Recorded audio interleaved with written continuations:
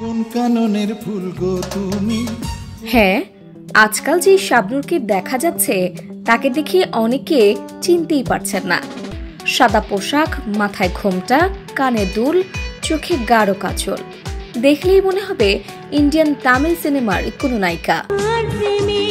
তার এই পরিবর্তন দেখে ভক্তরা অবাক, খুশি, আবার ভাবনায় ডুবে। কিভাবে এমন পরিবর্তন হলো? কিভাবে ৯০ দশকের সেই শাবনূর আজ আবারও এতটা আলোচনায়? বাংলা সিনেমার ইতিহাসে শাবনূর ছিলেন এক উজ্জ্বল নাম। তোমাকে চাই, শুধু তোমাকে চাই। ১৯৯৩ সালে চাঁদের আলো ছবির মাধ্যমে তার পথ চলা শুরু। এরপর একে একে তুমি শুধু তুমি, ভালোবাসা ভালোবাসা, আমার ঘর আমার বেহেশত, বাবা কেন চাকর, প্রতিটি ছবিতেই তিনি নিজেকে প্রমাণ করেছেন একজন অদ্বিতীয় নায়িকা হিসেবে। তার হাসি, চোখের এক্সপ্রেশন, সংলাপ বলার স্টাইল সবকিছুতেই ছিল আলাদা আকর্ষণ। কিন্তু সময়ের সাথে সাথে তিনি হয়ে যান আড়াল।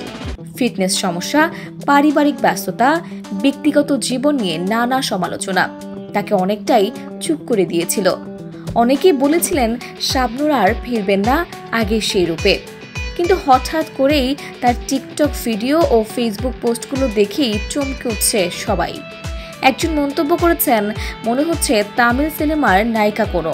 কেউ লিখেছেন, আলহামদুলিল্লাহ, আবারও সুন্দর হচ্ছেন আমাদের শাবনূর ম্যাডাম। বিশেষজ্ঞরা বলছেন, হয়তো ফিটনেস ট্রেনিং, সাজগোজের ধরন এবং মানসিক শক্তি তাকে এই নতুন রূপে ফিরিয়ে এনেছে। কারণ একজন শিল্পী যখন নিজের আত্মবিশ্বাস ফিরে পান, তখন তার সৌন্দর্য দ্বিগুণ হয়ে প্রকাশ পায়। এখন প্রায় প্রতিদিনই শাবনূর তার ফেসবুক পেজে নতুন নতুন ভিডিও আপলোড করছেন।